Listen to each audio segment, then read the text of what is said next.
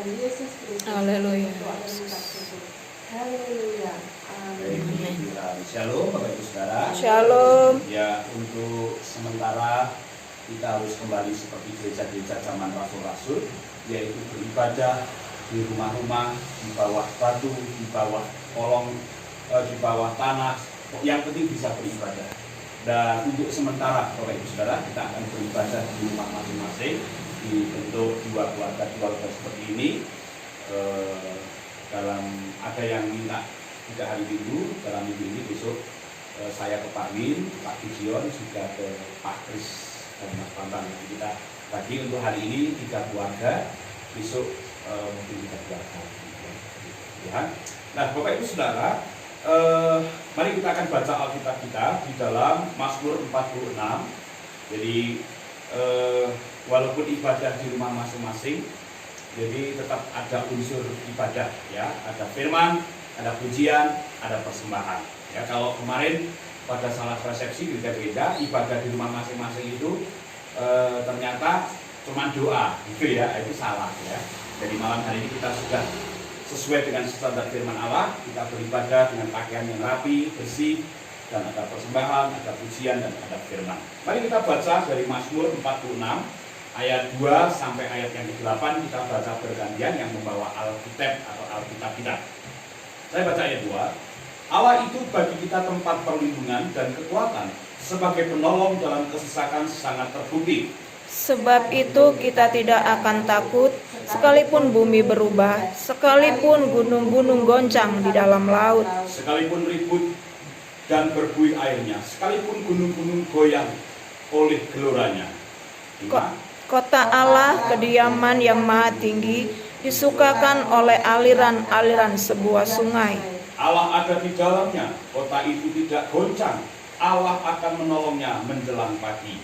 Bangsa-bangsa ribut, kerajaan-kerajaan goncang, ia memperdengarkan suaranya dan bumi pun hancur. Tuhan semesta alam menyertai kita, kota benteng kita ialah Allah Yakub. Katakan amin. Amin. Saudara, perhatikan kalimat ayat 8, ini ayat kuncinya, yaitu Tuhan semesta alam menyertai kita. Nah, malam hari ini Bapak Ibu Saudara, saya mengajak kepada Bapak Ibu Saudara untuk kita menjadi pribadi yang tidak boleh takut, tapi justru kita harus menjadi pribadi yang kuat. Kenapa harus kuat? Karena kita melihat keadaan kondisi kita yang COVID-19 ini membuat orang jadi takut, membuat orang jadi paranoid, membuat orang jadi salah kaprah. Salah kaprah. Kita melihat tidak sesuai dengan teori atau kenyataan. Katanya kalau orang Kristen tidak mengalami masalah sakit, tapi buktinya sekarang yang kita lihat adalah orang semua takut. Oleh sebab itu saya mengajar kepada jemaat tadi lewat khotbah saya di streaming secara langsung maupun di rumah-rumah ini, saya mau mengatakan kepada saudara, kita harus kuat. Amin, saudara. Amin. Nah, bagaimana kita harus kuat, Bapak Ibu Saudara? Kalau kita melihat hidup ini penuh tantangan, hidup ini penuh kejadian-kejadian yang mengerikan, maka di sini kita sadar bahwa kita perlu yang namanya kekuatan yang daripada Tuhan. Kalau bukan kuat, kita nggak akan kuat. Kalau kita sudah melihat sekarang banyak orang mengeluh sudah nggak bisa makan, orang mengeluh sudah tidak bisa beli apa-apa. Nah, kalau saya lihat kemarin ada beberapa Alfamidi, Alfamart mulai dijarah, ya kan orang sudah ngeri hari-hari ini ya. Nah, mari kita lihat Bapak Saudara, apa yang harus kita lakukan supaya kita menjadi pribadi yang kuat? Ya, apa yang harus kita lakukan? Yang pertama, kita harus memahami siapa Allah kita. Orang tidak kuat karena tidak pernah memahami siapa Allah kita. Saudara, ayat yang keempat, ayat yang kedua dikatakan itu, katakan bagaimana saudara, siapa Allah kita? Ayat yang kedua dikatakan begini, ayat yang kedua itu, Allah itu bagi kita tempat perlindungan dan kekuatan. Lalu dikatakan dia sebagai penolong dalam kesesakan. Nah, langkah awal untuk kita bisa kuat, sadari bahwa Allah itu beserta kita, bahwa Allah itu sumber penolong, bahwa Allah itu tempat perlindungan. Bisa kalau saya mau ekstrim, saya katakan begini, tempat paling aman itu. Ya, orang mau pakai masker, mau cuci tangan 10 kali seperti itu, nek jatai kenal. Ya, beberapa hari kemarin orang tidak mau ibadah, minta ibadah di rumah, monggo, bebas gitu loh. Tapi mau ibadah di rumah pun kita sedang ibadah, bisa kena nggak? Bisa, karena kita tidak bisa membatasi ini. Kalau Tuhan sudah izinkan terjadi di dunia ini, pasti semua karena seizin Allah gitu loh. Tapi ingat, kita sadar, kita pahami bahwa Allah itu memberi apa sekarang? Perlindungan, kekuatan. Ini yang penting. Saya percaya kalau saudara sadar bahwa Tuhan itu melindungi kita akan aman dari sakit corona. Amin, saudara? Amin. Corona tidak akan menembus kita. Ya, saya paling ekstrim. Saya dibilang beberapa orang, Pak Timo ini nekat, tetap ada ibadah. Pak Timo ini nekat. Saya bukan nekat, kan saya percaya bahwa Tuhan beserta dengan kita. Ya, malam hari ini mungkin orang, wah Pak Timo terlalu berani ini. Tapi sekarang semua gereja mengadakan seperti ini. Apa boleh buat daripada kita di gereja yang puluhan orang malah tidak boleh ya toh? Kita ngadain seperti ini. Kita percaya, pahami kalau kita mau jadi pribadi yang kuat menghadapi situasi seperti ini dan tak mempertahankan iman kita. Percaya bahwa Tuhan itu tempat apa saudara? Tempat perlindungan kita. Bahkan dikatakan kalau kita sadari bahwa Allah itu sumber kuat, kita jadi kuat. Kalau kita sadari Allah itu benteng hidup kita jadi berani. Nggak takut. Ya ini ada yang sudah mulai nggak berani buka toko. Dan yang nggak buka toko mau makan apa? Kalau nggak jualan mau makan apa? Tapi sekarang orang sudah mulai berani. Kenapa? Bersama Tuhan pasti bisa. Ya. Nah, Pemazmur mengatakan begini bahwa Dia Allah itu tempat perlindungan.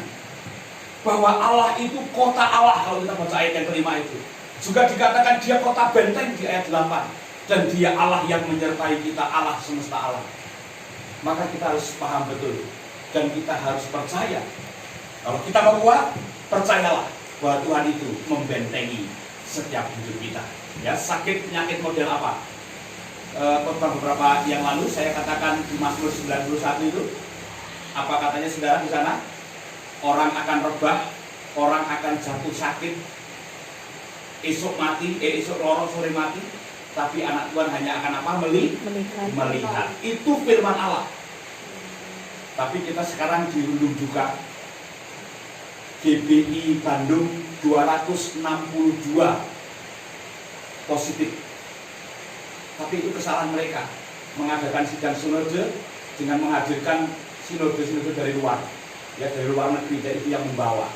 Nah, mereka salah ya. Jadi saudara, kalau kita sudah ikutin aturan pemerintah, saya percaya kita tidak akan kena. Lalu saudara pahami siapa Allah kita, karena Dia Allah Jehovah Jireh, Allah yang mengadakan yang tidak ada menjadi ada. Ya, hari ini tadi saya pulang pelayanan, saya sampai bingung sampai hari ini. Mungkin kalau itu ada jemaat di sini, saya mengucapkan terima kasih. Ya, kalau ada jemaat di sini yang saya pulang ke rumah sudah ada beras, sudah ada Indomie, sudah ada apa. Saya nggak tahu siapa yang mengirim, tapi saya percaya itu jemaat. Dan saya berterima kasih. Itu bukti bahwa Allah itu Jehovah Jireh. Ya, nggak ada ibadah, tapi ada berkat yang kami terima. Itu bukti bahwa pemeliharaan Allah luar biasa. Saya juga mau katakan kepada Bapak Saudara, hari-hari ini ada orang yang diuntungkan dengan corona ini. Apa? Dia jual antiseptik begini laris, bahkan kurang-kurang, nolak-nolak pembeli yang dulunya dia pengangguran. Itu luar biasa sekali.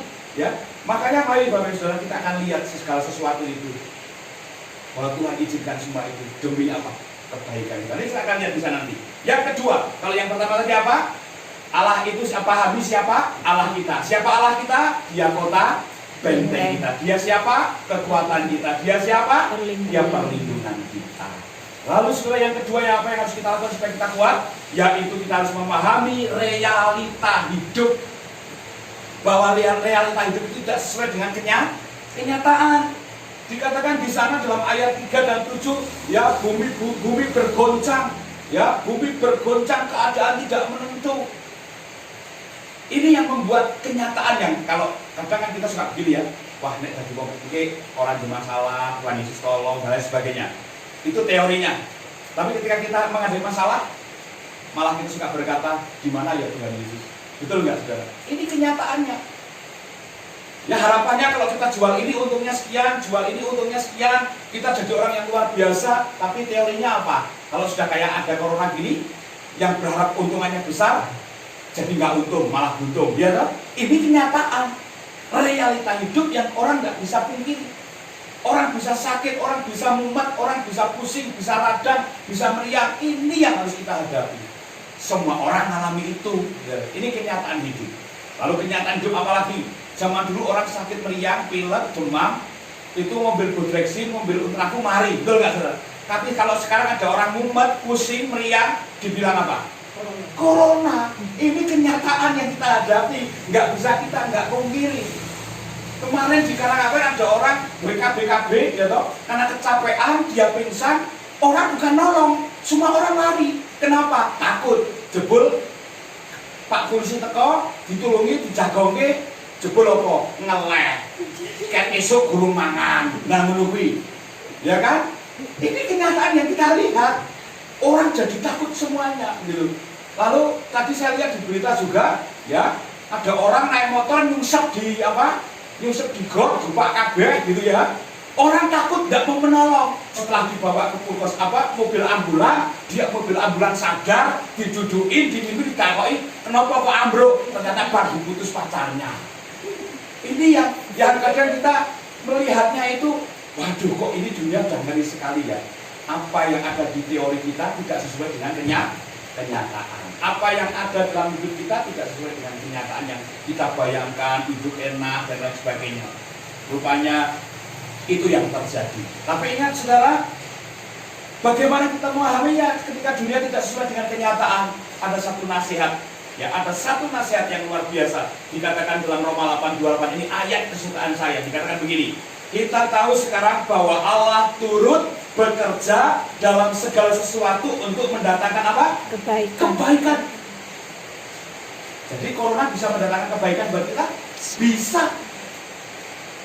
Kan dikatakan dalam segala sesuatu termasuk yang sedang musim sekarang ini, virus corona ini. Ya. Allah bisa mendatangkan sebuah kebaikan. Bisa. Saya kemarin ketika ditelepon Pak Gideon ikut sedih ya.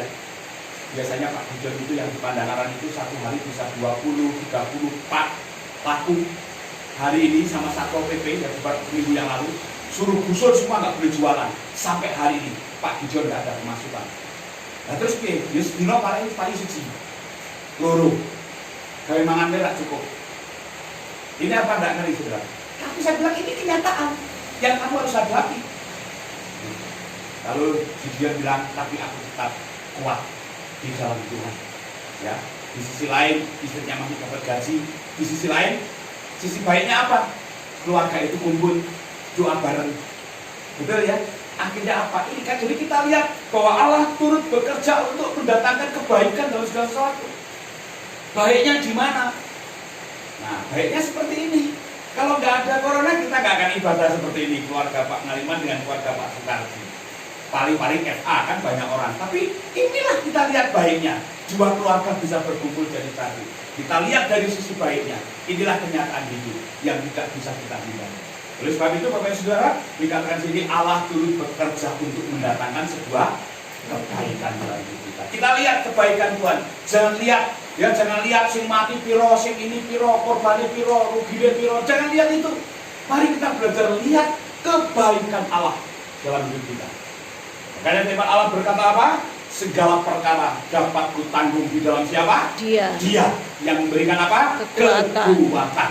Tuhan Yesus memberkati. Mari kita berdoa. Haleluya.